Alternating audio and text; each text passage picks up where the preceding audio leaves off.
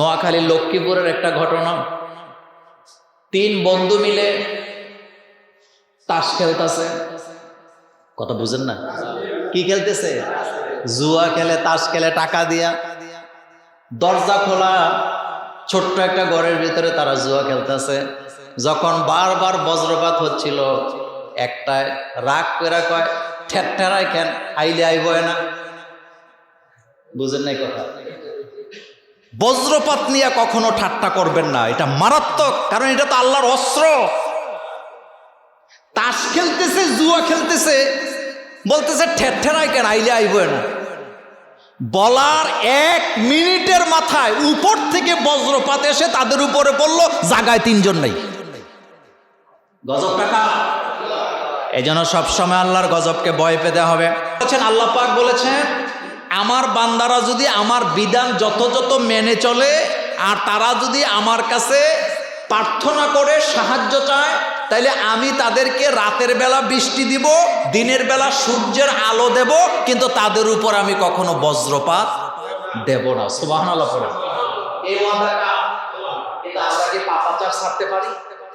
আপনার যদি ঈমানটা মজবুত থাকে আল্লাহর ব্যাপারে, তাহলে আপনি নিশ্চিত থাকবেন যে কোনো বয়সে, যে কোনো অবস্থানে, যে কোনো কারণে আপনি বিপদে পড়েন, এটা চিরস্থায়ী বিপদ না। এটাকে সরাই দিবে কে? কিন্তু আপনার ঈমান কি হইতে হবে? মজবুত হওয়া লাগবে। আল্লাহ রাব্বুল আলামিন কোরআনুল কারীমে বলছেন, ওয়ালা নাবলুওয়ান্নাকুম বিশাইইম মিনাল খাউফি ওয়াল জু'i ওয়া নাকসিম মিনাল আমওয়ালি ওয়াল আনফুসি ওয়াস সামারাত ওয়া বাশশিরিস সাবিরিন। বিপদের কথা যেখানে, ধৈর্যের কথা সেখানে বলেছেন কে? কোরআনে যত জায়গায় বিপদের কথা আল্লাহ বলছে, তত জায়গায় কি বলছে? তার মানে বিপদ থেকে উদ্ধার হওয়ার জন্য, বিপদ অবস্থায় নিজেকে ঠিক রাখার জন্য ধৈর্যের বিকল্প কিচ্ছু না। আপনি যদি মনে করেন যে আমার জীবনে তাই হবে যা আমার আল্লাহ নির্ধারণ করে রাখছে, তাহলে বিপদ কখনো আপনার মাথাকে ছোট করে দিতে পারবে না। কলু জমার সিগা, 1-2 জনে ধরে নাই, ইচ্ছা মতো হামলা করছে, 1-2 জনের রিমান্ডে নেয় নাই। কলুটা জমার সিগা, এটা বহু বছর। আমার কলিজার ভাইরা সবাই মিলা তার উপরে হুমরি খেয়ে বইরা, কেউ হাতে পিটায়, কেউ পায়ে পিটায়, কেউ কপালে পিটায়, কেউ পেছন থেকে আঘাত করে, আর বলতেছে আমাদের রবের সাথে আংতা ফালতা, তুমি আমাদের রবের সাথে এই কাজ করছো নাকি? কোনো কথা নাই। চতুর্দিক থেকে হামলা চলতেছে আপনার পিতা ইব্রাহিম আলাইহিস সালামের উপরে। আর কি বলতেছে? আনতা ফাআলতা হাযা বিআলিহাতিনা ইয়া ইব্রাহিম, ইব্রাহিম তুমি আমাদের রবের সাথে এই কাজ করেছো। হযরত ইব্রাহিম আলাইহিস সালাম ভিতর থেকে বলতেছে, ক্বালা বাল ফাআলাহু কাবীরুহুম হাযা ফাসআলুহুম। আমারে জিজ্ঞাস কেন, আমারে মারজ কেন? যেটা দাঁড়ায় রয়েছে হেডারে জিগা। সুবহানাল্লাহ আসে না মুখ দিয়া? কি বলতেছে? আমাকে জিজ্ঞেস করো কেন? ফাসআলুহুম, তারে জিগাও। ইন কানু ইয়ান্তিকুন, সে যদি কথা বলতে পারে তাহলে সে নিজেই তো জবাব দিবে। সুবহানাল্লাহ, সুবহানাল্লাহ। যারা মাজারে যায় চায়, মূর্তির কাছে চায়, তারা নির্বোধ, তাদের কোনো বুধ শক্তি নাই।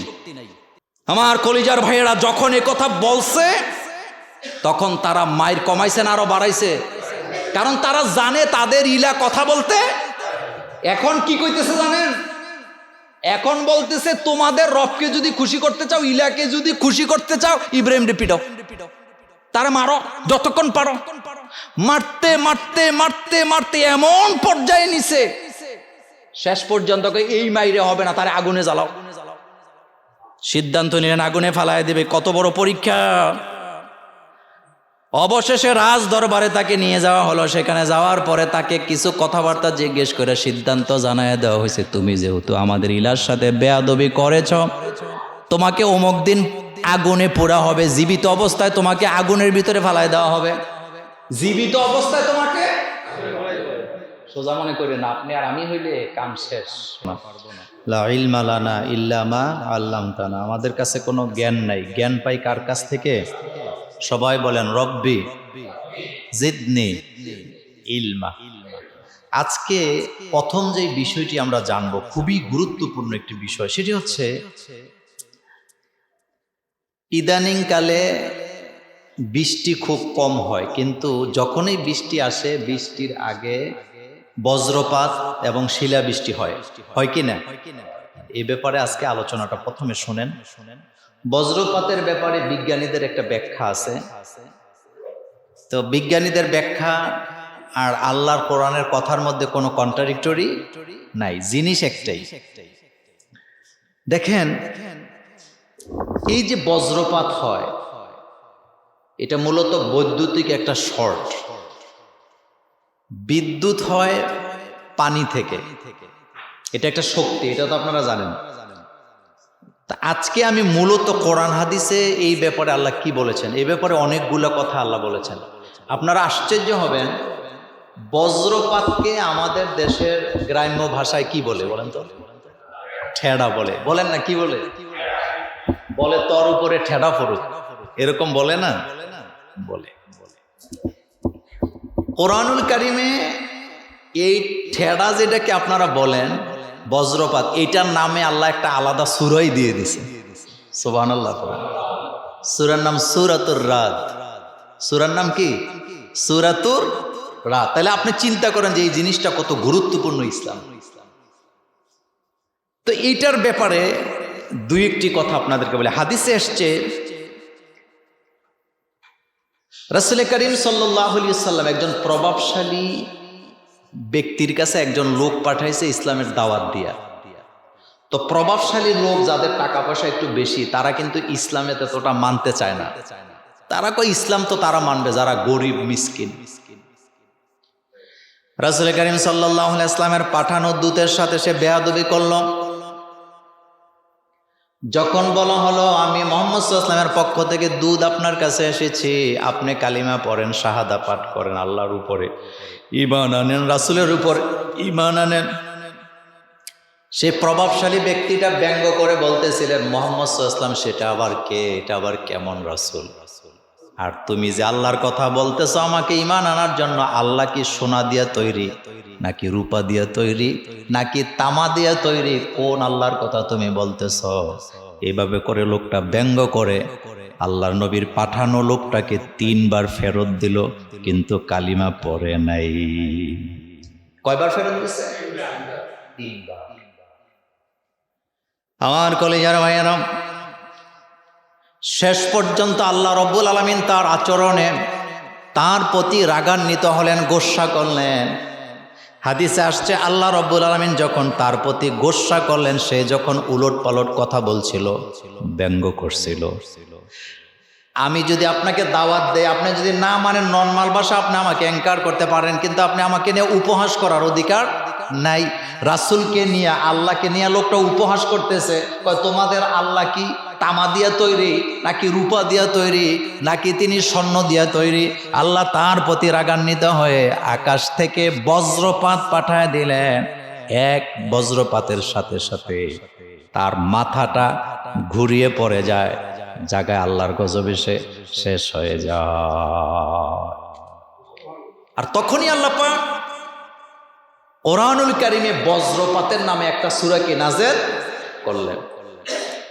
আল্লাহ রাব্বুল আলামিন এই বজ্রপাতের ব্যাপারে কোরআনুল কারিমে সূরাতুর রাদে বলেছেন, ওয়ায়ুসাব্বিহুর রা'দু বিহামদিহি ওয়াল মালাইকাতু মিন খিফাতিহি ওয়ায়ুরসিলুস সাওয়া'iকা ফায়ুসিবু বিহা মান ইয়াশা'উ ওয়া হুম ইউজাদিলুনা ফিল্লাহ ওয়া হুয়া শাদীদুল মিহাল। আল্লাহ রাব্বুল আলামিন বললেন, এই বজ্রপাত আল্লাহর প্রশংসা করে। সুবহানাল্লাহ পড়েন। বজ্রপাত কার প্রশংসা করে? এই প্রশংসায় তাফসীরবিদরা বলেছেন, বজ্রপাত সবসময় আল্লাহর হুকুম মেনে চলেন। বজ্রপাত, আমার কলিজার ভাইরা, আল্লাহর প্রশংসা করে। আর এই বজ্রপাতকে ফেরেশতারাও ভয় পায়। এই বজ্রপাতের গর্জন যখন আল্লাহ রাব্বুল আলামিন পাঠান, যাকে ইচ্ছা আল্লাহ তাকে এটা দিয়ে আঘাত করেন, আবার যাকে ইচ্ছা আল্লাহ তাকে সেখান থেকে হেফাজত করেন। এটার ক্ষমতার মালিকানা কার? অর্থাৎ আল্লাহ পাক যখন কারো প্রতি রাগান্বিত হন, কোনো ব্যক্তির প্রতি, কোনো জাতির প্রতি, তখন আল্লাহ বজ্রপাত পাঠান। নোয়াখালী লক্ষ্মীপুরের একটা ঘটনা, 3 বন্ধু মিলে তাস খেলতেছে। কথা বুঝেন না? কি খেলতেছে? জুয়া খেলে, তাস খেলে টাকা দিয়া। দরজা খোলা ছোট্ট একটা ঘরের ভিতরে তারা জুয়া খেলতেছে। যখন বারবার বজ্রপাত হচ্ছিল, একটায় রাগ করে কয়, ঠেরঠেরাই কেন, আইলে আইব না। বুঝেন নাই কথা? বজ্রপাত নিয়ে কখনো ঠাট্টা করবেন না, এটা মারাত্মক, কারণ এটা তো আল্লাহর অস্ত্র। তাস খেলতেছে, জুয়া খেলতেছে, বলতেছে ঠেরঠেরাই কেন, আইলে আইব না। বলার 1 মিনিটের মাথায় উপর থেকে বজ্রপাত এসে তাদের উপরে পড়লো, জায়গায় 3 জন নাই। গজব টাকা। এই জন্য সবসময় আল্লাহর গজবকে ভয় পেতে হবে। আল্লাহ রাব্বুল আলামিন বলেন, আমি পরাক্রমশালী, প্রজ্ঞাময়, আমি শক্তিশালী, শাস্তির ব্যাপারে আমি কঠোর। আশ্চর্য হবেন, শানে নুজুলের ভিতরে আসছে সূরাতুর রদের 13 নম্বর আয়াতের শানে নুজুলে আসছে, একবার আমির বিন তুফাইল আমিরি, সে কাফের ছিল, এবং তার আরেকজন সহোদর ভাই আরবাদ বিন রবিয়া আমিরি রাসূল করিম সাল্লাল্লাহু আলাইহি ওয়াসাল্লামকে হত্যা করার জন্য তারা গেছে। কত বড় বেয়াদব, বিশ্ব নবীকে হত্যা করতে গেছে। যাওয়ার পরে কৌশল করলো, যায় দেখলেন রাসূল সাল্লাল্লাহু আলাইহি ওয়াসাল্লাম বসে আছে। একটাই বলতেছে, আমি মুহাম্মদ সাল্লাল্লাহু আলাইহি ওয়াসাল্লামের কাছে যাইয়া কথা বলার জন্য মুহাম্মদ সাল্লাল্লাহু আলাইহি ওয়াসাল্লামকে দাঁড়া করাবো, আর যখন তিনি আমার দিকে তাকায়া দাঁড়ায় কথা বলতে থাকবে, তুমি পেছন দিক থেকে মুহাম্মদকে আঘাত করে দুনিয়া থেকে বিদায় করে দিবা। এটা দেখতেছে কে? রাসূল সাল্লাল্লাহু আলাইহি ওয়াসাল্লাম কতটা বিনয়ী ছিলেন আমার নবী। তারা 2 জন রাসূলকে হত্যা করতে গেছে, রাসূল তো এটা জানেন না। সামনে যায় বলতেছে, আমিরই বলতেছে, মুহাম্মদ সাল্লাল্লাহু আলাইহি ওয়াসাল্লাম আপনার সাথে দেখা করতে আসছি, আপনার সাথে একটু জরুরি কথা বলবো। এবার আল্লাহ রাসূল তো জানে না ঘটনা কি হবে, রাসূল দাঁড়াইছে কথা বলার জন্য। দ্বিতীয়টা পেছন দিক থেকে গেছে, যখন কথা বলতেছিল তার এই জায়গায় তরবারি ছিল। সে কৌশল অনুযায়ী, ষড়যন্ত্র অনুযায়ী সে রাসূলকে তরবারি দিয়ে আঘাত করবে পেছন দিক দিয়ে, কিন্তু যখন সে পেছনের দিকে গেছে, যতই চেষ্টা করতেছে তরবারিটা তার খাট থেকে বের করার জন্য, হাজারো চেষ্টা করলো, কিন্তু টেনে টেনে তরবারিটা বের করতে পারে না। তাফসিরে মাজারিতে এসছে, তার গায়ে যতটুকু শক্তি আছে, সে এখান থেকে তরবারিটা টেনে মুহাম্মদ সাল্লাল্লাহু আলাইহি ওয়াসাল্লামকে হত্যা করার জন্য চেষ্টা করতেছে, কিন্তু তার রাখা তরবারিটা তরবারির কাবার থেকে সে বের করতে পারে নাই। বিশ্ব নবীকে হত্যা করার জন্য এত বড় ষড়যন্ত্র যখন করতেছিল, বারবার চেষ্টা করো, তরবারিটা যখন বের করতে পারছিল না, এরপরও চেষ্টা করে যাচ্ছে, আল্লাহ রাগান্বিত হইয়া সাথে সাথে উপর থেকে বজ্রপাত, যেটাকে আপনারা ঠেডা বলেন, পাঠায় দিলেন। জাগায় একজন শেষ, জাগায় একজন শেষ, সাথে সাথে ঠেডা পড়ছে। যেটাকে আপনারা বলেন কখনো রাগান্বিত হইলে বলেন না যে তার উপরে ঠেডা পড়ুক। রাসূলকে হত্যা করতে গেছে, আল্লাহ নিজে ঠেডা পাঠাইছে। জাগাত কি যখন শেষ, তখন আর বাকি রইল কয়জন? কিন্তু বজ্রপাতের একটা অংশ তা আমিরের এই উরুর উপরে যায় লাগছে।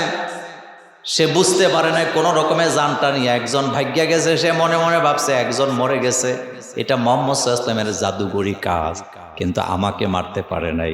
কিন্তু তাফসিরে আসছে, সে যখন পলায় গেছে, দুই একদিন পরে, তার মানে পরের দিন, তার উরুতে একটা বিষ পড়া উঠছে। ওই আঘাতের কারণে বজ্রপাতে একদিনও বাঁচে নাই, তারেও দুনিয়া থেকে বিদায় করে দিলেন কে? তাহলে বজ্রপাত আল্লাহ তার উপরে দেন, যার উপরে আল্লাহ কি রাগান্বিত হয়। এর অর্থ আবার কালকে আমার ব্যাপারে সমালোচনা করেন না যে হুজুর বালা মানুষও তো ঠেড়া ফেরা মরে। আল্লাহ কেন কারে আযাব দেয় এটা কি আমরা জানি? পার্সোনাল লাইফের ব্যাপারে জানে কে? আমি আপনাকে হাদিস থেকে বলছি, দেখেন, হযরত আবু হুরায়রা রাদিয়াল্লাহু তাআলা আনহু বলেন, রাসূল কারীম সাল্লাল্লাহু আলাইহি ওয়াসাল্লাম বলেছেন, আল্লাহ রাব্বুল আলামিনের ব্যাপারে রাসূল বলছেন, আমার বান্দারা যদি আমার বিধান যত মেনে চলে, আর তারা যদি রাতের বেলায় আমি তাদেরকে বৃষ্টি দেই, সকালবেলা সূর্যের আলো দেই, কখনো তাদেরকে আমি বজ্রপাতের আওয়াজ শোনাতাম না। মাসনাদে আহমদের বর্ণনা, হাদিসে কুদসি, রাসূল কারীম সাল্লাল্লাহু আলাইহি ওয়াসাল্লাম বলেছেন, আল্লাহ পাক বলেছেন, আমার বান্দারা যদি আমার বিধান যত মেনে চলে, আর তারা যদি আমার কাছে প্রার্থনা করে সাহায্য চায়, তাইলে আমি তাদেরকে রাতের বেলা বৃষ্টি দিব, দিনের বেলা সূর্যের আলো দেব, কিন্তু তাদের উপর আমি কখনো বজ্রপাত দেব না। সুবহানাল্লাহ পড়েন। এই ওয়াদাটা এটা আমরা কি পাপাচার ছাড়তে পারি? আমার কলেজের বাইরে এই ব্যাপারে কথা লম্বা করতে চাই না, এই পয়েন্টে কথা শেষ। ওই দেশের ভিতরে সবচেয়ে বেশি বজ্রপাত হয় যেই দেশের ভিতরে আল্লাহর নাফরমানি বেশি চলে।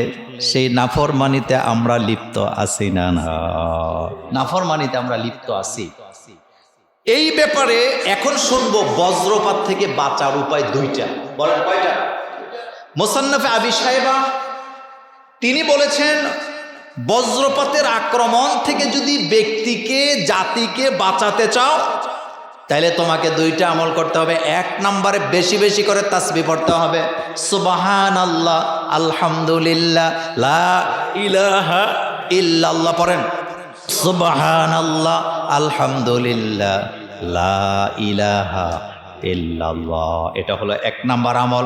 দুই নাম্বার আমল হলো আমার কলেজের ভাইয়ারা, সুবহানাল্লাহি ওয়া বিহামদিহি, সুবহানাল্লাহি ওয়া বিহামদিহি পড়েন, সুবহানাল্লাহি ওয়া বিহামদিহি। মুসান্নাফে আবি সাহেবা বলেন, বজ্রপাত থেকে যদি ব্যক্তিকে জাতিকে বাঁচাতে চাও তাহলে এই তাসবিহটা, এই দোয়াটা বেশি বেশি পড়ো, সুবহানাল্লাহি ওয়া বিহামদিহি, সুবহানাল্লাহি ওয়া বিহামদিহি, সুবহানাল্লাহি ওয়া বিহামদিহি। এই তাসবিহ যারা পড়বে তাদেরকে এবং তাদের জাতিকে বজ্রপাত থেকে, ঠেডা থেকে বাঁচায় দিবেন কে? আল্লাহ যেন আমাদেরকে হেফাজত করেন, আল্লাহ যেন আমাদেরকে বাঁচায় দেন। তাহলে বজ্রপাতের নামে কোরআনে সূরা আছে না নাই? সূরার নাম কি বলছিলাম? সূরাতুর রদ। আপনি চিন্তা করেন, এটার নামে আল্লাহ কোরআনে একটা সূরাই দিয়ে দিয়েছে। আল্লাহু আকবার।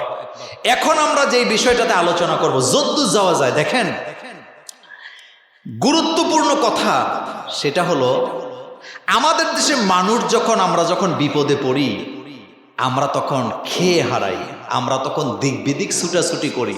বিপদে পড়লে আমরা করবটা কি এটা আমরা চিন্তা করে পাই না। না পাইয়া বিপদে পড়ে হতাশাগ্রস্ত হয়ে নেশা করে, অথবা আত্মহত্যা করে, অথবা ঘুম আসে না, ঘুমের বড়ি খায়। এরকমের লোকের সংখ্যা দিনে দিনে বাড়তেছে না কমতেছে? আল্লাহর প্রতি যদি আস্থা এবং বিশ্বাস থাকে, আল্লাহর প্রতি যদি কারো ঈমান মজবুত থাকে, ওই লোক কখনো বিপদে পড়লে হতাশাগ্রস্ত হবে না, নেশাগ্রস্ত হবে না, মজবুত ঈমান নিয়ে আল্লাহর দিকে তাকায় থাকবে। এটা কার কথা? আল্লাহ পাকের কথা। প্রথম কথা হচ্ছে, একটা কথা মনে রাখবেন, পৃথিবীর কোন বিপদই চিরস্থায়ী বিপদ নয়। বান্দার উপরে আল্লাহর পক্ষ থেকে যে বিপদ আছে এটা চিরদিন থাকে না। কোন বিপদ চিরস্থায়ী হয় না। যে কোনো বিপদে পড়ছেন, যে কোনো বয়সে পড়ছেন, যে কোনো অবস্থানে বিপদে পড়ছেন, এটা বেশি দিন থাকবে না। আপনার চিন্তার বাহিরে হঠাৎ করে এই বিপদ থেকে আপনাকে মুক্ত করে দিবেন কে? এই জায়গাটাতে সমস্যা। আপনার যদি ঈমানটা মজবুত থাকে আল্লাহর ব্যাপারে, তাহলে আপনি নিশ্চিত থাকবেন যে কোনো বয়সে, যে কোনো অবস্থানে, যে কোনো কারণে আপনি বিপদে পড়েন, এটা চিরস্থায়ী বিপদ না। এটাকে সরাই দিবে কে? কিন্তু আপনার ঈমান কি হইতে হবে? মজবুত হওয়া লাগবে। আল্লাহ রাব্বুল আলামিন কোরআনুল কারীমে বলছেন, ওয়ালা নাবলুওয়ান্নাকুম বিশাইইম মিনাল খাউফি ওয়াল জু'i ওয়া নাকসিম মিনাল আমওয়ালি ওয়াল আনফুসি ওয়াস সামারাত ওয়া বাশশিরিস সাবিরিন। বিপদের কথা যেখানে, ধৈর্যের কথা সেখানে বলেছেন কে? কোরআনে যত জায়গায় বিপদের কথা আল্লাহ বলছে, তত জায়গায় কি বলছে? তার মানে বিপদ থেকে উদ্ধার হওয়ার জন্য, বিপদ অবস্থায় নিজেকে ঠিক রাখার জন্য ধৈর্যের বিকল্প কিচ্ছু না। আপনি যদি মনে করেন যে আমার জীবনে তাই হবে যা আমার আল্লাহ নির্ধারণ করে রাখছে, তাহলে বিপদ কখনো আপনার মাথাকে ছোট করে দিতে পারবে না। আপনি যদি বলেন আমি বিপদে পড়ছি, আমার আল্লাহ দেখছেন, আল্লাহর পক্ষ থেকে যা নির্ধারণ করা আছে তার বাইরে আমার উপরে কিচ্ছু হবে না, তাইলে আপনি কখনো বিপদে বিচলিত হবেন না, আপনি ধৈর্যশীলদের অন্তর্ভুক্ত থাকবেন। আর ধৈর্যশীলদের জন্য সুখবর দিয়েছেন কে? এখন শুনেন, বিপদ সবার সমান হয় না। বিপদ, ঈমান যার যত বড় বিপদও তার বড়। ঈমান যার যত বড় পরীক্ষা তো তার তত বড়। কথা কি বুঝতেছেন? খুব মনোযোগ। ঈমান যত মজবুত পরীক্ষা তত বড়, ঈমান যত বড় পরীক্ষাও তত বড়। ঈমান যত বড় আপনার বিপদের দীর্ঘস্থায়ীটাও হয় তত বড়। সুবহানাল্লাহ। বাড়ি যাই। এখন হাদিস নেন। রাসূল করিম সাল্লাল্লাহু আলাইহি ওয়াসাল্লাম, তিরমিজির হাদিস 2398 নম্বর হাদিস, ইবনে মাজার 4023 নম্বর হাদিস, ইবনে হিব্বানের 298 299 নম্বর হাদিসে আসছে, আসাদ্দুন নাসি বালা আল আম্বিয়া ও সুম্মাল আমসাল ফাল আমসাল। মনোযোগ দেন, আল্লাহ রাব্বুল আলামিনের হাবিব বলেছেন বিপদ কিন্তু সবার সমান হয় না। ঈমান যার যতটুকু বড় তার বিপদ হয় তত বড়। যেমন আল্লাহ রাসূল বলেন, একজন নবীর উপরে যেই পরিমাণে বিপদ আসে তার উম্মতের উপরে সেই পরিমাণ বিপদ আসে না। আবার একজন আলেমের উপরে যেই পরিমাণ বিপদ আসে একজন সাধারণ মানুষের উপরে সেই পরিমাণ বিপদ আসে না। একজন শক্তিশালী মোমেনের উপরে যেই বিপদ আসে নরমাল ইমানদারের উপরে তেমন বিপদ আল্লাহ দেয় না। কারণ যার ঈমান যত বড় আল্লাহ জানে সে পরীক্ষাটাও তত বড় নিতে পারবে। এই জন্য ঈমানের ক্লাসের উপরে পরীক্ষাটা বিপদটা দেয় কে? দিনের ব্যাপারে যে যত দৃঢ় তার বিপদও তত কঠোর। সুবহানাল্লাহ। দিনের ব্যাপারে, ইসলামের ব্যাপারে, আল্লাহর ব্যাপারে যে যত দৃঢ় তার বিপদটাও তত কি বড়। আমার কলেজার ভাইয়ারাম, রাসূল করিম সাল্লাল্লাহু আলাইহি ওয়াসাল্লাম বলেছেন, বান্দা যখন বালা মুসিবতে আক্রান্ত হতে থাকে, যতক্ষণ না তাকে জমিনের উপরে গুনাহবিহীন অবস্থায় চলাফেরা করাতে পারে আল্লাহ ততক্ষণ পর্যন্ত তাকে বিপদ দিয়ে রাখে। আমরা তো নিরাপদে আছি। কথার মধ্যে রাজনীতি খুঁজছেন না, কথাগুলো একটু খেয়াল করেন। ইমাম বুখারী রাহিমাহুল্লাহ, তিনি কি ভালো মানুষ ছিলেন না খারাপ মানুষ ছিলেন? কিন্তু উনি জেল খাটে নাই। আচ্ছা, উনি কি চোর ছিল? উনি কি ডাকাত ছিলেন? আহমদ ইবনে হাম্বাল, তিনি জেল খাটে নাই। উনি কি চোর ছিল? ইমামে আজম আবু হানিফা রাহিমাহুল্লাহর লাশটা বাইরে হয়েছে কোত্থেকে? কথা কন না কেন? উনি কি খারাপ মানুষ ছিল? তা জেলখানাত গেলেই যে খারাপ মানুষ, এটা কি আপনার বলার কোনো রাস্তা আছে? যে লোকটা 50 বছর তাফসির করছে, সারা দুনিয়া কাঁপাইছে, যার কণ্ঠ একটা মাইকের মঞ্চে 3 ঘন্টা বাজত, একটা লোকও কখনো সেখান থেকে চলে যেত না, সেই লোকটা এক যুগের উপরে জেলখানায় থাইকা মারা গেছে। এই যে আজকে মামুনুল হক মুক্তি হয়েছে সকালে 10টার দিকে, আমার কলেজার ভাইয়ারা, মামুনুল হক কেমন মানুষ? সাইকুল হাদিস, ইবনে সাইকুল হাদিস, তার বাপও সাইকুল হাদিস, সেও কি সাইকুল হাদিস, কিন্তু জেল থেকে বাইরে হয়েছে কি হয় নাই? আপনি বুঝতে হবে, ঈমান যত মজবুত হবে আপনার বিপদও তত বেশি লম্বা হবে। আমাদের ওই যে গিয়াসউদ্দিন তাহিরি কয়দিন আগে বলতেছে, আমরা কি বলে, আমাদের বিপদ টিপদ নাই। বিপদ টিপদ নাই মানে আমাদের কোনো বিপদ টিপদ হয় না। দেখেন আমরা খুব বহাল তবিয়তে আছে। তো বেটা, তুমি তো বুঝোই নাই, তুমি তো বহাল তবিয়তে থাকবাই, কারণ বাতেলের পা চাটলে বহাল তবিয়তে থাকা যায়। কিন্তু হক কথাটা হকভাবে বলে দেখো, আল্লাহর জমিনে আল্লাহর দিন কায়েমের কথা বলে দেখো। ইমাম বুখারী, ইমাম আবু হানিফারা যেই রাস্তায় গেছে, যেই কারণে জেল খাটছে, ওই কারণগুলা ময়দানে বলে দেখো, 2 দিন পরে তোমার অস্তিত্ব খুঁজে পাওয়া যাবে না। তুমি বুঝো না ইমানের ক্লাসটা কি জিনিস। ইমামে আজম আবু হানিফা জেল খাটে, আর তুমি হানাফি মাযহাবের লোক হইয়া বুক ফুলাইয়া আমরা হক কথা বলি, আমাদের কোনো বিপদ নাই। তো তুমি কি হক কথা বলো? তুমি নিজেও বুঝো না তুমি কি বলো। কথা কি বুঝাইতে পারলাম? এরকমের একজনের নাম বললাম। তো আমি কেন কথাটা বললাম? যেহেতু সে ময়দানে এসে বলতেছে আমরাও হক কথা বলি, আমাদের কোনো বিপদ নাই, তো বিপদ হইব কেন? আচ্ছা বলেন তো, কাফিলউদ্দিন সালিহি অনেক বড় আলেম না? কিন্তু উনি যে অবস্থানে আছে ওনার কি বিপদ হওয়ার কোনো সম্ভাবনা আছে? আমি এরকমের 1 ডজনের নাম বলতে পারবো। পা চাটলে বিপদ হয় না। বাদশাহ আকবর মিটিং করতেছিলেন আলেমদেরকে নিয়ে। ইখতিলাফের কারণে বাদশাহ আকবরের সামনে আলেমদের মধ্যে মতানৈক্য হলো, হাতাহাতি হয়ে গেছে। এবার অন্য অন্য ধর্মের লোকদেরকেও আনছে। বাদশাহ আকবর দেখে মুসলমান ধর্মের আলেম ওলামারা হাতাহাতি করছে, কিন্তু অন্য ধর্মের ধর্মীয় গুরুরা খুব শান্ত, কোনো লড়ালড়ি মাতামাতি নাই। এখন তারে বুঝাইছে, এটা কাজ করেন, মুসলমান ধর্মের মধ্যে তো দেখলেন হাতাহাতি হয়, তো সবগুলা ধর্মের থেকে ভালো ভালো কথাগুলা নিয়ে যদি আলাদা আরেকটা ধর্ম বানানো যায়, তাহলে আপনার আর পায়কেটা বুদ্ধি দিছে না বাস দিছে? আইক্যা সারা দিছে না আইক্যা ওলাটা দিছে? বাদশাহ চিন্তা করেন, দ্বীনে এলাহি নাম দিছে, এটা আপনারা জানেন তো কি? হেতে একটা ধর্ম বানাইছে তার লোকেরা। তো ওই ধর্ম যখন বানাইছে, ওই ধর্ম বানানোর ভিতরে বিজ্ঞ কিছু চাটুকার আলেমরাও ছিল। আর কলেজার ভাইয়ারা, বিপদ তো তখন হবে যখন আপনি হক কথা কোরআন হাদিস দিয়া বলবেন। বিপদ হবে না এটা হতেই পারে না, তবে পা চাটলে বিপদ হয় না, বরং পা চাটলে কিন্তু পদ পদবি পাওয়া যায়।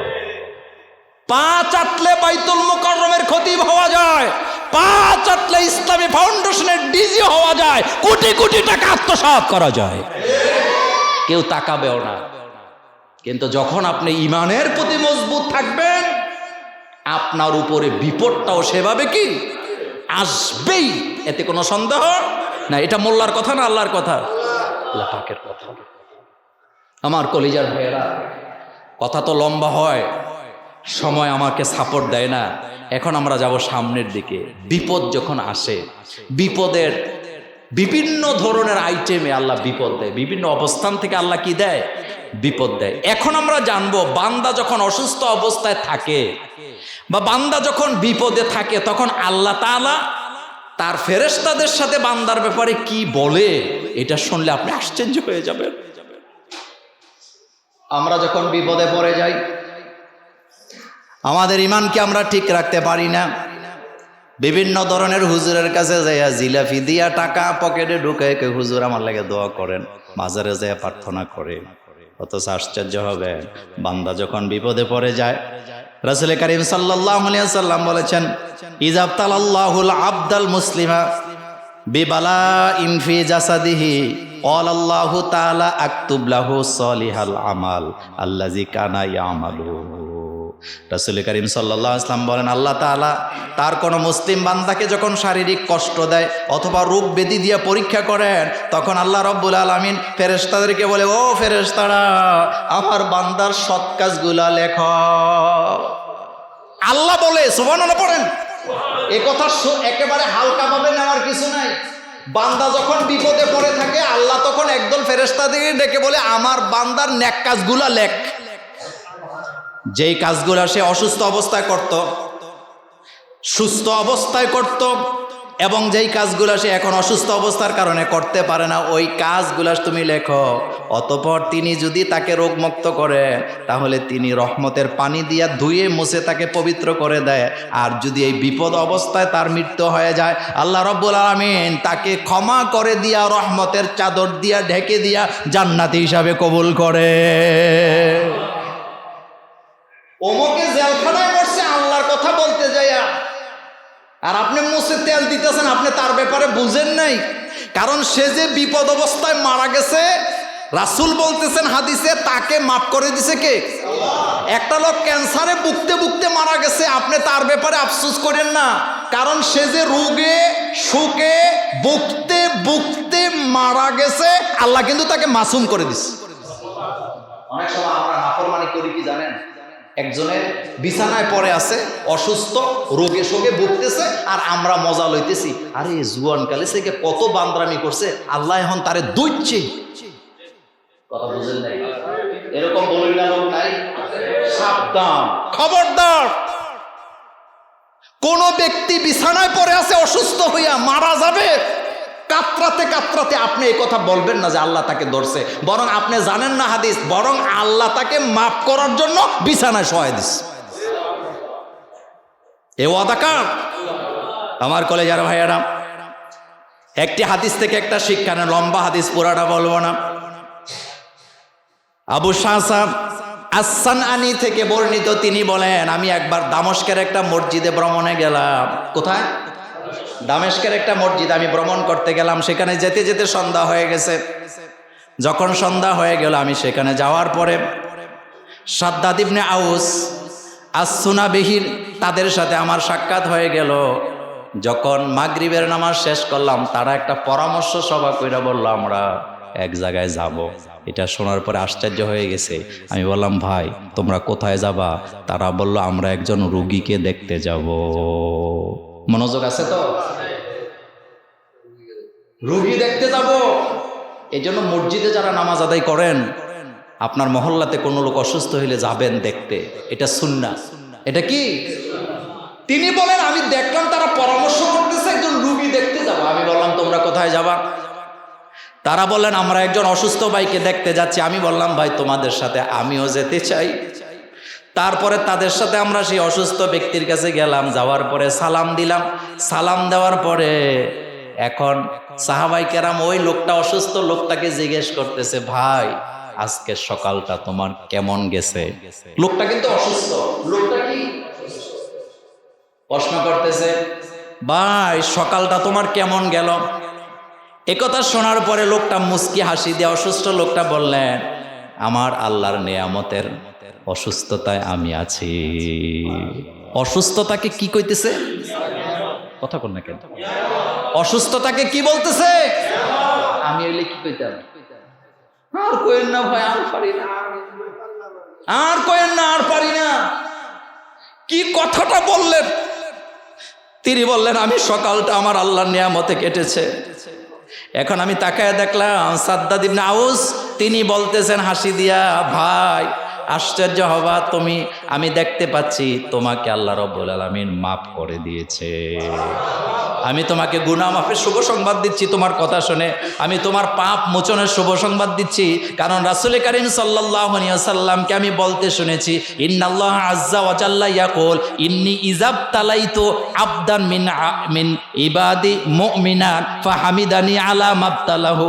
রাসূল কারীম সাল্লাল্লাহু আলাইহি ওয়াসাল্লাম বলেন, নিশ্চয় আল্লাহ তাআলা বলেন, আমি যখন আমার বান্দার থেকে কোনো বালা মুসিবত দেই, পরীক্ষা নেই, তখন বান্দা যখন কষ্টে পতিত অবস্থায় থাকে, আমার প্রশংসা করে, আমি আল্লাহ তাকে এমন ভাবে নিষ্পাপ করে দেই, মা যেমন নিষ্পাপ অবস্থায় তাকে ডেলিভারি দিছিল এমন ভাবে নিষ্পাপ বানায়া দেয়। বিপদে ধৈর্য ধরা দরকার আছে না নাই? এই কথাগুলো যে আমাদের জন্য কত জরুরি। সাহাবা বললেন, ভাই আল্লাহ তো তোমাকে মাফ করে দিয়েছে। মাসনাদে আহমদের 123 নম্বর হাদিস এটা। রাসূল কারীম সাল্লাল্লাহু আলাইহি সাল্লাম বলেন, যতদিন তোমার অসুস্থতা থাকবে, একদল ফেরেশতারা ততদিন তোমার সওয়াব লিখতে থাকবে।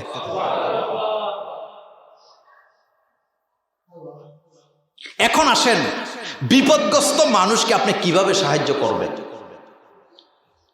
আমাদের দেশে মোটিভেশনাল স্পিকার আছে না, মানবতার জন্য কাজ করে, এরকম মানুষ আছে না নাই? যে এই ব্যাপারটা পরে বলি, আগে বলি আপনি বিপদগ্রস্ত মানুষকে কিভাবে সাহায্য করবেন, কিভাবে সাহায্যটা করার দরকার। প্রথম কথা, বিপদগ্রস্ত মানুষকে কখনো বিপদের ভয় দেখাবেন না, বরং আশার বাণী শোনাবেন। ডাক্তার বলে দিছে আগামী 5 দিনের পরে তোমার মৃত্যু হবে, তোমার ক্যান্সার একেবারে লাস্ট স্টেজে চলে যাবে, তার মাথায় হাত দিয়েও কখনো বলবেন না, ভাই তুমি মরে যাবা, মাফ করে দিও, এটা বলবেন না। বরং আপনি বলবেন, আল্লাহ যদি চায় তোমাকে আরো অনেক দিন বাঁচায় দিতে পারে। আপনি জানেন না, একজন রোগীকে আপনি যখন কথা বলতেছেন, আপনি যে অবস্থান থেকেই বলেন, আপনার একটা সান্ত্বনা বাক্য তাকে অর্ধেক রোগ থেকে মুক্ত করে দিতে পারে। একটা লোক বিপদগ্রস্ত, আপনি জানেন না, আপনি লোকটাকে যদি একটা সান্ত্বনা বাক্য শোনাতে পারেন, হতে পারে আপনার এই সান্ত্বনা বাক্যর কারণে তার মাথার উপরে যে বিপদের বোঝা গ্রহণ করছে এটা হালকা হয়ে যেতে পারে। আমার জীবনের একটা ঘটনা বলি। একটা লোক বিপদগ্রস্ত হইয়া বাড়িঘর ছেড়ে ঢাকা চলে গেছে। কোথায় চলে গেছে? মানে কয়েকদিন রিল্যাক্সে থাকার জন্য ঢাকা চলে গেছে। নাম বলবো না, আমার খুব কাছের মানুষ। বাইতুল মোকাররমের মসজিদে যায় ওনার সাথে আমার দেখা। লোকটা আপনাদের এখানেও নামাজ পড়তে আসে মাঝে মধ্যে। এখন বুঝে আসছে তো কথা? ওখানে যায় দেখলাম উনি খুব জীর্ণ শীর্ণ চেহারা, মন টন ভালো না, বেচারা খুব মন খারাপ। বাইতুল মোকাররমের মসজিদে দেখার পরে কথাবার্তা চলছে, ভাই কেমন আছেন, এখানে কেন চলে আসছেন? তো উনি ওনার বিপদের কথাটা বলল। আমি 30 সেকেন্ড চিন্তা করে আমি আবার ওনাকে আমার একটা বিপদের কথা শেয়ার করার পরে লোকটা হাসি দিয়ে কয়, মোল্লা ভাই, আপনি যেই বিপদের কথা শোনাইছেন ওইটার তুলনায় আমারটা কিচ্ছু না, আমি আজকে আপনার সাথেই চলে যাব কুমিল্লা। আলহামদুলিল্লাহ, মুখ দিয়ে আসে না। আপনাকে আমি কি বুঝাইতে চাইছি বলেন? বিপদগ্রস্ত মানুষকে কখনো বিপদের ভয় দেখায় না। কারো পা পিছলাইছে, আপনি আরো চাপা দিয়ে ধরেন না, আপনি তাকে শুভ সংবাদ দিবেন যে যত বড় বিপদে আসুক, পৃথিবীর কোন বিপদ আল্লাহ বান্দার জন্য চিরস্থায়ী করেন না। আল্লাহ কখন না কখন তোমাকে মুক্ত করে দিবে। এ ওয়াদা কার? হযরত আবু হুরায়রা রাদিয়াল্লাহু তাআলা আনহু বলেন, আমি তো লম্বা করতে চাই না, লম্বা হয়ে যায়। আবু হুরায়রা রাদিয়াল্লাহু তাআলা আনহু বলেন, নবী করিম সাল্লাল্লাহু আলাইহি ওয়াসাল্লাম বলেছেন, যে ব্যক্তি দুনিয়াতে কোনো মুসিবতে দুঃখে মুমিনের দুঃখ দূর করে দেয়, অর্থাৎ কোনো মুসলমান যদি কোনো মুসলমানের দুঃখ কষ্ট দূর করে দেয়, আল্লাহ কিয়ামতের দিন ওই ব্যক্তির দুঃখ কষ্ট দূর করে দেয়। এটা হলো 1 নাম্বার পুরস্কার। কয় নাম্বার? আপনি যদি কারো দুঃখ কষ্ট বিপদ দূর করে দেন, তাহলে আপনারটা দূর করবে কে? তাও এটা কখন করবে? বিপদের দিন, কিয়ামতের দিন। 2 নাম্বার, যে ব্যক্তি কোনো বিপদগ্রস্ত ব্যক্তিকে তার বিপদ দূর করে দেয়, আল্লাহ দুনিয়াতে ও আখেরাতে তার বিপদ দূর করে দেবেন। 3 নাম্বার, যে ব্যক্তি কোনো মুসলমানের দোষটিকে গোপন করে রাখে, আল্লাহ দুনিয়া এবং আখেরাতে তার দোষগুলা গোপন করে দেয়। যেই বান্দা নিজের আপন ভাইকে সাহায্য করে, আল্লাহ নিজে তার বান্দাকে সাহায্য করে। এটা হলো কোনো ব্যক্তি যদি আপনার কাছে বিপদে পড়ে গোপন কথা বলে, আমনের দায়িত্ব হইল যেহেতু বিপদে আছে, গোপন কথাটা যদি আপনার কাছে বলছে, পরের দিন লাইভে আইসা আপনি ফেসবুকে বলে দিবেন। চুপ করে আছেন যে লোকটা চরম বিপদে পড়ছে, আপনার সাথে যেহেতু বিপদের সময় একটা ফোন দিয়া কষ্টটা বলতেছে, আপনার দায়িত্ব হলো তার কলটাকে রেকর্ড কইরা পরের দিন ভাইরাল। এরকমের অসভ্য আমাদের দেশে নাই? আসতে বলেন কেন? আমি অসভ্য কথাটা ব্যবহার করলাম। সে অসভ্য, তে অসৎ, তার মধ্যে সততা বলতে কিচ্ছু।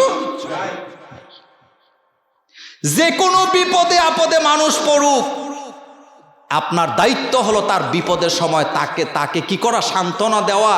তার কষ্টের কথাগুলো আপনি চাপা দিয়া লুকায় রাখবেন, তাহলে দুনিয়া এবং আখেরাতে আপনার কষ্ট, আপনার দুঃখ, আপনার বিপদে আপনাকে সাহায্য করবেন কে? আল্লাহ। একথা মোল্লার না আল্লাহ। কিন্তু এখন কি চলতেছে? যে কোনো বিপদ হোক, যেভাবে আসুক, যার কাছে ফোন দেয় হাতে কল রেকর্ড করে, এটা চলতেছে না এখন? অসৎ। হজ করে, নামাজ পড়ে, যাকাত দিয়ে, মসজিদ বানায়া, লম্বা জুব্বা পরে, আল্লাহর কসম জান্নাতে যাওয়া যাবে না। নিজের চরিত্র আগে ঠিক করো মিয়া, নিজের চরিত্র ঠিক করো। আমার একটা অভ্যাসকে আস্তে কথা বলতে পারি না, আমি সাজায়া গুছায়া নর্মাল কথা বলতে পারি না। আপনি বলেন তো, বিপদের সময় আপনাকে বন্ধু মনে করে যে ব্যক্তি আপনার কাছে বিপদের কথা বললো পরামর্শের জন্য, আপনি তার কল রেকর্ড করে ফেসবুকে, ইউটিউবে, টুইটারে, সোশ্যাল মিডিয়াতে ছড়ায় দেওয়া, এটা কি মানবিক কাজ নাকি এটা দুষ্ট লোকের কাজ? কিন্তু এটা এখন বাংলাদেশে চলতেছে কিনা? আরেকটা ফেতনা এখন বাইরে হয়েছে, কে কারে বিয়ে করছে 60 বছর আগে তালাক দিছে, এখন আছে ফেসবুক। আপনি মনে করেন না এই বিপদ আপনার কাছেও আসতে পারে। গত জুমায়ও বলছিলাম, পুরুষের কথা কেউ বিশ্বাস করে না এই যুগে, বিশ্বাস করে কারটা? আচ্ছা বলেন তো, কেউ যদি কাউকে বিয়ে করে এটার মধ্যে দোষের কিছু আছে? কথা কন না কেন? আবার যদি বিয়ে করার পরে পারিবারিকভাবে কেউ তালাক দিয়ে দেয়, তার কোনো এখানে দোষের কিছু আছে? একটা লোক বিয়ে করছে, বাচ্চা আছে, তালাকও দিছে, ৬০ বছর পরে পারিবারিকভাবে না বসে আদালতে মামলা না করে পাইছে একটা ফেসবুক, ওখানে এসে লাইভে আরেকটা লোকের ইজ্জতকে নষ্ট করার জন্য চেষ্টা করা। আপনারা বলেন তো, এটা কি কোনো ভালো কাজের মধ্যে পড়ে? আবার ওইটা দেখে আমি কপি কইরা ভিডিও দেওয়া, লিঙ্ক দেওয়া, এরপরে কি করে কমেন্টস করা, এটাও কি ভালো কাজের মধ্যে পড়ে? বেটা বিশ্বাস করেন, আমরা হাদিস মানি না, কোরআন মানি না, আমরা মুখে মুখে বলি, সুফিবাদীটা মুখে মুখে। এখন রাসূল বলছে, তুমি আয়নার সামনে দাঁড়ায় তোমার চরিত্রের দোষগুলো আগে খুঁজো, অন্যেরটা খুঁজো না।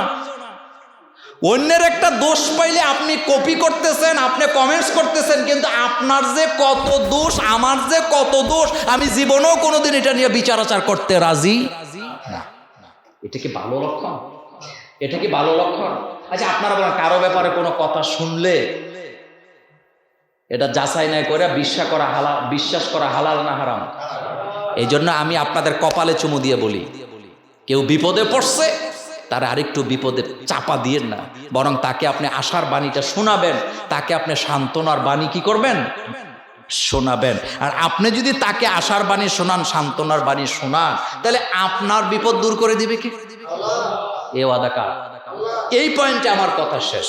এখন আসেন, পৃথিবীতে মানুষের মধ্যে ভাগ আছে, যেমন নবী রাসূল, নবী রাসূল পয়গাম্বর, এরপরে হচ্ছে সাহাবায়ে কেরাম, তাবেঈ, তাবে, আইম্মে মুস্তাহিদিন, ওলামায়ে খোলাফায়ে রশিদিন, ওলামায়ে মুতাকাদ্দিমিন, মুতাআখিরিন, এই সলফে সলিহিন। ইমানের মধ্যে ভাগ ভাগ আছে না? নবীদের ইমান আর উম্মতের ইমান একরকম নয়। এখন জানবো নবীদের পরীক্ষাটা, নবীদের বিপদ আপদ গুলা ছোট ছিল না বড় ছিল? আজকে ইব্রাহিম আলাইহিস সালামের বিপদের কথা আপনাদেরকে আমি শোনাবো, এরপরে ক্রমান্বয়ে বাকি নবীদের যেই কয়জন বলা যায়, আমরা এই আলোচনাটা 3 জুমা চালাবো ইনশাআল্লাহ। দেখেন, হযরত ইব্রাহিম আলাইহিস সালাম তিনি হচ্ছেন মুসলিম মিল্লাতের পিতা। তার পরীক্ষা জীবনে হয়েছে কি হয় নাই? হয়েছে। একটু জোরে বলবেন, হয়েছে কি না? আচ্ছা দেখেন, ইব্রাহিম আলাইহিস সালামের সাথে আমাদের নবী মুহাম্মদ সাল্লাল্লাহু আলাইহি ওয়াসাল্লামেরও কি একটা জীবনের মিল কি আছে? মিলটাকে আমি একটু পরে বলি, আগে ইব্রাহিম আলাইহিস সালামের জীবনের পরীক্ষাটাকে এটা শোনেন আমার কলেজার ভাইয়ারা।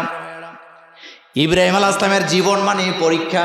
তিনি হচ্ছেন খলিলুল্লাহ, যিনি আল্লাহকে খুশি করার জন্য সারা জীবন পরীক্ষা দিয়ে গেছে, তবে তিনি কখনো পরীক্ষায় ফেল করে না। নবী হওয়ার পর থেকে মৃত্যু পর্যন্ত যিনি পরীক্ষা দিয়ে গেছে, জীবন যাপন করেছেন, তিনি ইব্রাহিম আলাইহিস সালাম।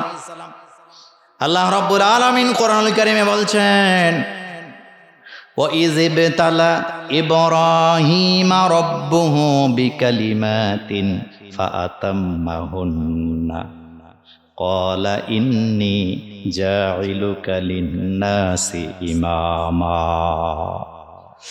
ইব্রাহিম আলাইহিস সালামের ব্যাপারে আল্লাহ পাক কোরআনুল কারীমে বলছেন, ইব্রাহিম তুমি যদি পরীক্ষা দিয়া পাশ করো, আমি তোমারে নেতা বানায় দেব।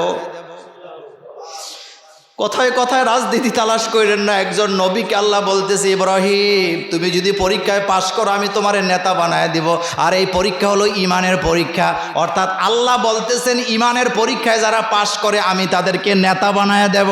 আর আমার বাংলাদেশে যে যত গলাবাজি করতে পারে, যে যত মদ গাঁজা খাইয়া ছাপাবাজি করতে পারে, ওইটারে নেতা বানায়। নেতা হইতে যোগ্যতার কোয়ালিটির প্রথম মাপকাঠি হলো ইমানের পরীক্ষায় কি করা লাগবে। বাংলাদেশে যতলা নেতা আছে, এমপি আছে, মন্ত্রী আছে, কোনটা ইমানের পরীক্ষা দিয়ে নেতা হয়েছে বলেন তো?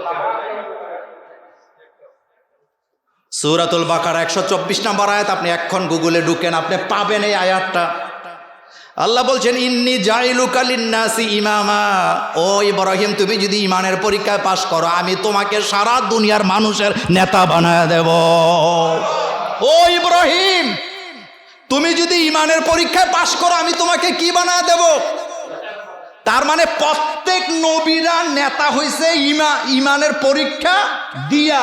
বর্তমানেও ইসলামী আন্দোলন যারা করে তারাও নেতা হইতে ইমানি পরীক্ষা দেওয়া লাগে, কিন্তু তথাকথিত রাজনীতিবিদরা তারা শুধুমাত্র ছাপাবাজি করতে পারলে নেতা হইতে পারে। দুষ্টামি, বেয়াদবি, সাফাবাজি, মিথ্যাবাদী, মিথ্যা কথা, এরপরে সমাজের উপরে দুর্বৃত্ত, টাকা পয়সা ইনকাম কইরা মোটা হইতে পারলে হেতে কি হয়? ছাত্র জীবনে কলেজে পড়তাম, বিভিন্ন দলের ছাত্রদের নেতাদেরকে দেখলাম যেটার চরিত্র নাই, যেটা মারামারিতে এক্সপার্ট হেডাই নেতা। কথা কি ঠিক বললাম? আমার কলেজের ভাইয়ারাম, আমি তো আলোচনাটা পুরাটা করতে পারবো না, এবার আপনাদেরকে আমি বলি হযরত ইব্রাহিম আলাইহিস সালাম তিনি পরীক্ষা দিছে না? রাসূলের সাথে ইব্রাহিম আলাইহিস সালামের একটা মিল আছে, খুব মনোযোগ। সেটা হলো রাসূলের জিন্দেগিটাও দুই জায়গায়, একটা মক্কায় আর একটা মদিনায়। আর হযরত ইব্রাহিম আলাইহিস সালামের জীবনীও দুই জায়গায়, একটা হলো বাবেল শহরে আর একটা হলো কেনান শহরে। বুঝাইতে পারি নাই? রাসূলের জীবনী কয় ভাগে বিভক্ত? একটা হলো মক্কা আর একটা হলো মদিনায়। রাসূল সাল্লাল্লাহু আলাইহি ওয়াসাল্লামের পূর্ণতা পাইছে মদিনায় যাইয়া, রাষ্ট্রপ্রধান হইছে। আর হযরত ইব্রাহিম আলাইহিস সালামও সেম, তার জিন্দেগিও দুই জায়গায়, একটা হলো বাবেল শহরে আর একটা হলো কেনানে। তিনি কেনানে যাওয়ার পরে তিনি পূর্ণতা পাইছে। তাহলে রাসূলের সাথে ইব্রাহিম আলাইহিস সালামের কি আছে? মিল আছে, এই জন্য তিনি মিল্লাতে ইব্রাহিম। আমার কলেজার ভাইয়ারা, এখন আমার আর একটু মজার কথা শোনেন। হযরত ইব্রাহিম আলাইহিস সালামের পরীক্ষাগুলোও দুই জায়গায়, রাসূল কারীম সাল্লাল্লাহু আলাইহি ওয়াসাল্লামের পরীক্ষাগুলো দুই জায়গায়। ইব্রাহিম আলাইহিস সালামের জীবনের যে পরীক্ষাগুলো দিছে সবগুলো তো আমি বলতে পারবো না, এত সময় তো আমার নাই। কিন্তু ইব্রাহিম আলাইহিস সালামের পরীক্ষাগুলো কয় ভাগে বিভক্ত? একটা হলো বাবেল শহরে, যেই বাবেলে থাকা অবস্থায়, তিনার জন্ম কিন্তু বাবেল, এটা তো জানেন। বাবেল শহরে থাকা অবস্থায় ইব্রাহিম আলাইহিস সালামের যে পরীক্ষাগুলো হয়েছে তার ভিতরে কয়েকটা আমি বলি। এক নাম্বার, মূর্তি পূজারী নেতাদের সাথে তার তর্ক যুদ্ধ, এটা তার জন্য এত বড় পরীক্ষা ছিল। হযরত ইব্রাহিম আলাইহিস সালাম তাদের সামনে যায় বলতেছে, ক্বালা আফাতা'বুদুনা মিন দুনিল্লাহি মা লা ইয়ানফাউকুম শাইআন ওয়ালা ইয়াদুররুকুম। ইব্রাহিম আলাইহিস সালাম নেতাদেরকে বলতেছে, ও নেতারা, তোমরা যে মূর্তি পূজা করো, এমন জিনিসের পূজা কেন করো যে তোমাদেরকে ভালো করতে পারে না, মন্দ করতে পারে না, রোগও মুক্ত করতে পারো না? এটা কেন করো? এটা বলার সাথে সাথে তার উপরে নেতাদের অত্যাচার আছে না নাই? এটা হলো জীবনের প্রথম পরীক্ষা।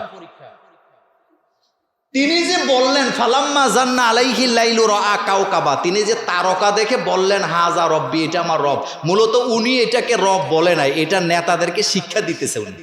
সুবহানাল্লাহ বাড়িতে এই আলোচনাটা আরেকদিন করছিলাম, মনে আছে তো? নেতাদেরকে কি দিতেছে, মানে তারকা কখনো রব হতে। ইব্রাহিম আলাইহিস সালাম বললেন, বাপেরও কিন্তু এই কথা বলছে, ইয়া আবাতি লিমা তা'বুদু মা লা ইয়াসমা ওয়ালা ইউবসিরু ওয়ালা ইউগনি আনকা শাইআ। ও আমার আব্বা, এমন জিনিসের গোলামি করো কেন যে কানে শোনে না, চোখে দেখে না, কথাও কইতে পারে না। এই হলো প্রথম পরীক্ষা। পরীক্ষাটা কি আবার হেডা মনে করে না, পরীক্ষা বড় মারাত্মক। এই জায়গায় ধরে টেনে হেসড়ে জনমের মতো তাকে অত্যাচার করা। এই হাদিসগুলা তাফসিরগুলা অন্য সময় অন্য বিষয়ে করব, কিন্তু ইব্রাহিম আলাইহিস সালামের বিপদটা আজকে বলি। এটা প্রথম জীবনের পরীক্ষা। দুই নাম্বার পরীক্ষা, যখন তিনি এই কাজ করলেন, বাপও তো এই দলের কাজী, এখন বাপের পক্ষ থেকে বলা হয়েছে আমি তোমাকে ত্যায্য করে দিলাম, বহিষ্কার। কথা শুনতেছেন? কি করছে? ইসলামের ভিতরে ত্যায্য বলতে কোনো শব্দ নাই। আপনারা অনেক সময় ছেলের সাথে ঝগড়া লাগলে কোন তোর আমি ত্যায্য করে দেব, মেয়ের সাথে ঝগড়া লাগলে বলেন ত্যায্য করে দেব। জন্ম যখন একবার দিছেন, ত্যায্য করার কোনো সুযোগ ইসলামে, যত কিছু হোক তেজ্য নাই, আমনে জন্ম দিছেন, আমনে তারে দুনিয়াতে আনছেন, আনার জন্য বহুত কিছু করছেন, এখন মুখ দিয়া কইলে তেজ্য হয় না। কিন্তু বাপ তাকে বহিষ্কার করলেন তার পরিবার থেকে, সংসার থেকে, যে ইব্রাহিম তুই আর ঘরে আইস না। হক বাতিলের লড়াই, কিসের লড়াই? হক আর বাংলাদেশে আপনি এইরকম পাবেন, ইসলাম আর ইসলামী আন্দোলন করার কারণে নাফরমান বাপ বলে দেয় তুই আর আমার বাড়িতে আইস না। এই বাপের হাসর হবে ইব্রাহিমের বাপের সাথে, এতে কোনো সন্দেহ নেই। 3 নম্বর, ইব্রাহিম আলাইহিস সালাম যখন দাওয়াতি কাজ করছিলেন, স্ত্রী আর বাতিজা ছাড়া কেউ তার কথা শুনে নাই। 4 নম্বর, তারকার পূজা যারা করত তাদেরকে তিনি যুক্তি তর্ক দিয়া, তিনি আসমানি জ্ঞান দিয়া তাদেরকে ধরাশায়ী করলেন। এটাও তার পরীক্ষা ছিল, বিপদ আসছিল। 5 নম্বর, কেন্দ্রীয় দেব মন্দিরে ঢুইকা মূর্তি ভাঙ্গার কারণে তাকে রিমান্ডে নিয়ে এমন নির্যাতন করা হয়েছে। এই রিমান্ডটা ওই জায়গা থেকে আসছে।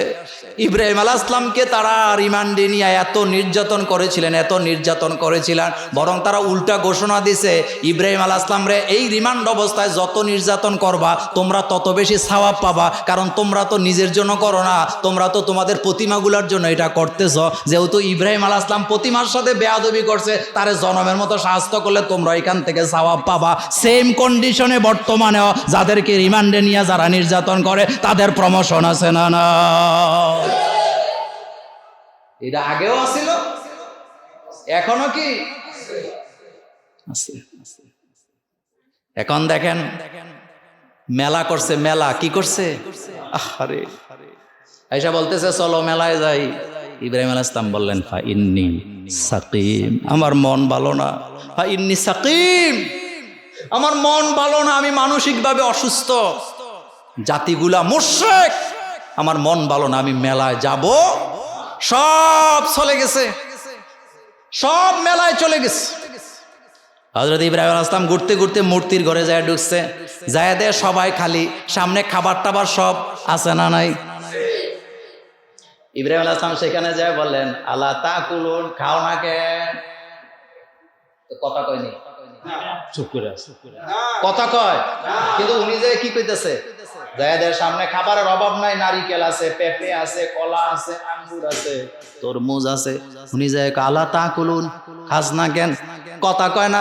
এখন উনি রাগ করে কয় কথাও কস না, খাস না, কারণটা কি? রাগ করছ কেন? কানো দিরা দিছে ডলা কান। এখন এটা আসল কান না নকল কান? আমাদের দেশে কয় কান টানলে মাথা আসে, বলে কিনা? ওখানে কান টানলে মাথা আসে না, কানই আসে। যেহেতু এটা কি কান? ইব্রাহিম আলাইহিস সালাম এবার রাগ করলেন যখন কান ভেঙে গেছে। উনি বলেন ও এই অবস্থা, ফাজআলাহুম জুজাজান ইল্লা কাবীরা।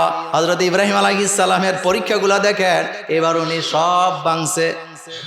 ফাজআলাহু জুজাজান, তিনি এগুলাকে খণ্ড খণ্ড করলেন, ইল্লা কাবীরা, কিন্তু রাখছে কোনটারে? ভালোই তো জানেন, ইল্লা কাবীরা।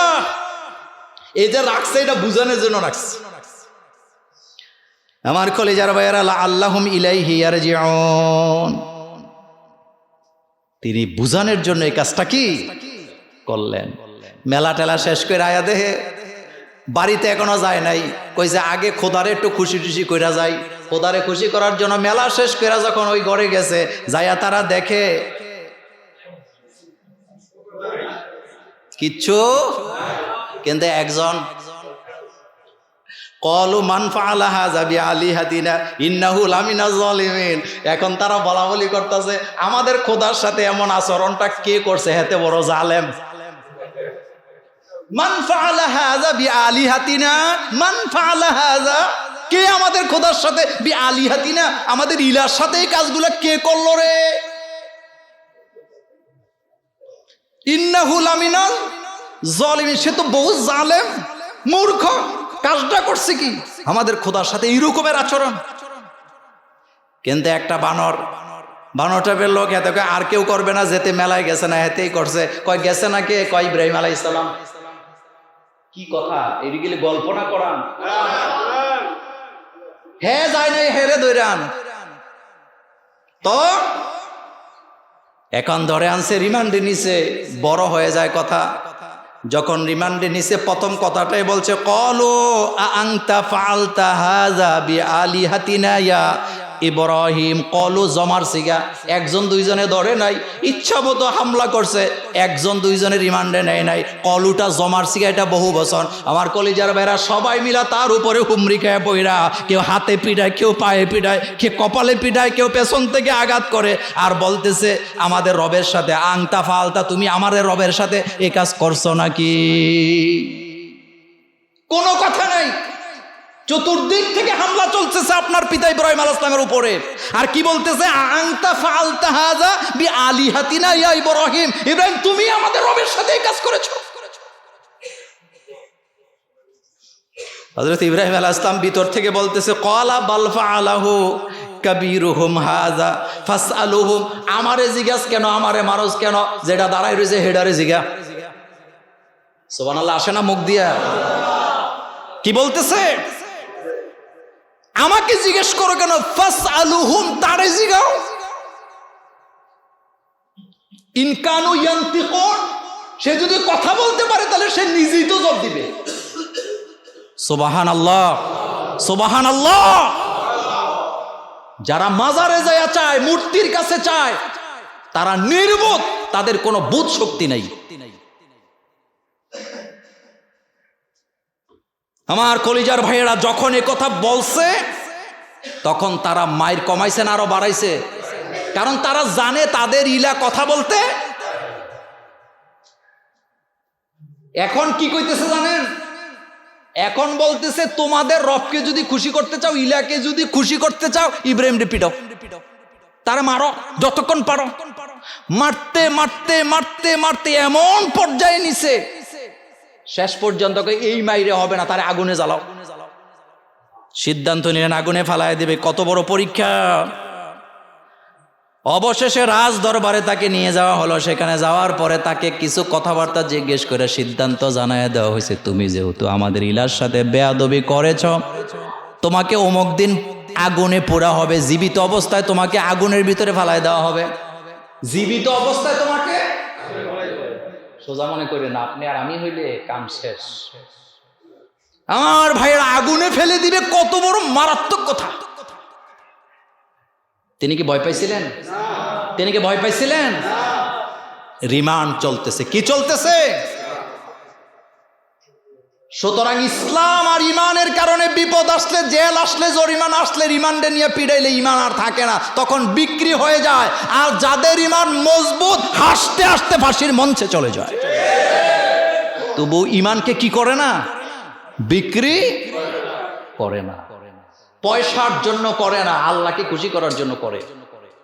ইব্রাহিম আলাইহিস সালামকে তার আগুনে ফালানোর আগে কি কি কথাগুলো বলছিলেন, কি পরিমাণের অত্যাচার তাকে সহ্য করতে হয়েছে, এবং তিনি যখন কেনানে গেলেন তার পরীক্ষাগুলো কি ছিল, আমি একটাও বলার সুযোগ আজকে নাই। ইনশাআল্লাহ আগামী জুমাতে আমি এই বিষয়ে আপনাদের সাথে কথা বলবো ইনশাআল্লাহ।